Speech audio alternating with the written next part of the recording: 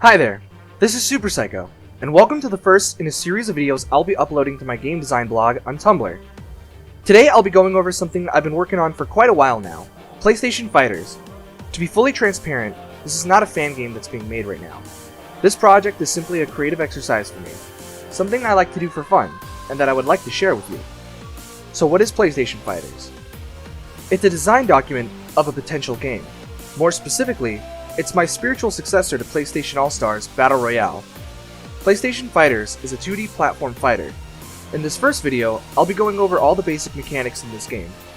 I'll be making reference to them in future videos where I'll describe more about the game, such as stages, game modes, and most exciting, the roster, as well as their move lists. Here are the main controls. And here, to help me show off what a character can do, is our first fighter, Crash Bandicoot. We'll explore Crash's moves at a later time, but for now, you'll get a sneak peek of them as we go over the basics. Like in other platform fighters, inputting a direction while pressing the attack or special attack button will cause a different move to come out. Also, pressing the jump button at the same time as an attack or special attack will allow the player to perform an instant air attack, which is the lowest to the ground an attack or special move can be. Pressing the attack and special attack button together allows the player to perform a throw. Characters don't pummel their opponents and instead go straight into the throw. To make performing the correct throw easier, the player can change the direction of the throw during the first few frames of the move. Players can also use throws while in the air. The range of an air throw is limited to the front of the character. The circle button is the dash button. Characters can perform a quick dash, which does not have any invincibility frames, but can be used to quickly move away from an opponent or close in on them. Pressing the dash button again will transition their character into a run. Running is of course much faster than walking, and the player can run as long as they hold the direction. Characters can only run in a straight line, and pressing the opposite direction will force them into a turning animation, which will leave them open for a brief second. If you attack, use a special, or grab, your character will stop running, but their momentum will still carry them forwards until they've made a complete stop. Players can't run or dash attack while in the air, but they can perform an air dash in any 8 directions. Running will continuously drain the G meter by a small amount, so it's best to know when you should run to chase down an opponent, and when the dash is just enough. What is the G meter? Let's go over that. This is the heads-up display. This is the health bar. Yes, in PlayStation Fighters, each character has a health bar. I'll go over the specifics of combat later, but for now, all you need to know is that fighters aren't KO'd by being knocked off stage. They're KO'd by losing all their health. The health bar begins at green health. The fighter's weight is at its heaviest here, meaning they're most easy to combo. Once the health bar reaches 75% health, the fighter gains yellow health. During this state, a fighter's knockback is increased by a noticeable margin, meaning players will have to change up their combos as the same ones will not work. During the last 25% of health, fighters enter red health. During red health, fighters are at their lightest. This makes them harder to combo, allowing the player to make a few more mistakes, and gives them a chance to come back. These are the stocks. Once your health goes down to 0, you are KO'd and lose a stock. If you run out of stocks, you lose the match. Now for the star of the show. This is the G meter. G stands for greatness, because, well, PlayStation. What does the G meter do? Well, a lot of things. I previously mentioned it's used for running, but it's more than just a stamina bar. In each following segment, I'll go over when a mechanic does use the meter. For now, I'll explain the meter itself. The meter is broken into 3 bars. You gain meter by attacking, being attacked, and by guarding. It's worth noting that taking damage doesn't earn you a lot of meter, and guarding attacks only gains you a bit more meter by comparison. By far, the fastest way to gain meter is by attacking the opponent. When a fighter guards, they will guard attacks in all directions, but not for long.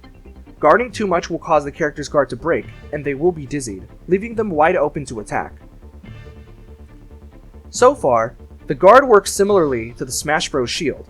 However, it does differ in some ways. Characters can perform an instant guard by tapping the shield button the moment an attack lands. This reduces block stun and negates the damage. Pressing the G button and the shield button at the same time will allow the player to use greater defense. Greater Defense is a special guard that will negate all damage and prevent the shield from breaking. This comes at the cost of G-meter, which will continuously drain. Players can also guard, instant guard, and use Greater Defense while in midair. While guarding in the air, the player cannot control the fighter's momentum, and they'll continue moving in the direction they jump. This can be used to safely approach, or safely return to the ground if you're being air juggled. But remember, fighters can use air throws, which will beat out your guard. Another thing to look out for is anti-airs. All grounded up tilts are designated as an anti-air attack, which means it cannot be air guarded. Some other moves and special moves may be designated as an anti-air attack, but this will be on a case-by-case basis. And since we're now discussing combat, as previously mentioned, you don't knock opponents off stage and into the blast zone. Combat is much more combo-centric, and players can normal cancel their attacks in order to combo opponents easier. What's a normal cancel?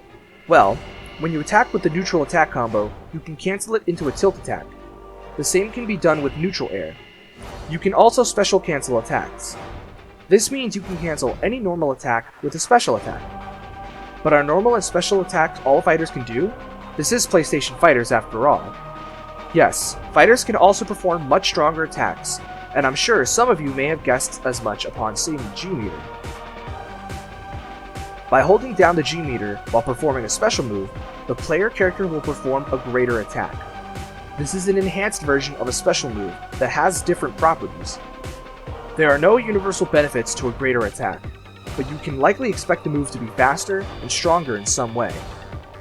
A greater attack costs 1 bar of G-meter to perform, so it's best not to spam them. But that's not all. If a player character has a full G-meter bar, then they have access to their greatest attack. Literally, a greatest attack is a super move.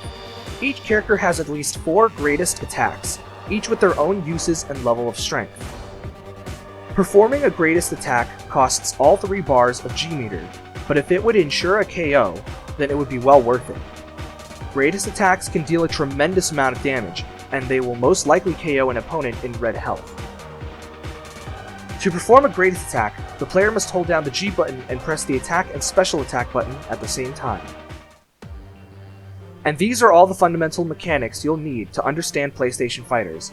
Once this video is uploaded, I'll get right to work on my first character overview video. Given how much I've used him as an example, you can expect me to go over Crash first, but I wouldn't want to leave you without anything else to look forward to, so I'll leave you with this small gift. This has been Super Psycho, and thank you for watching.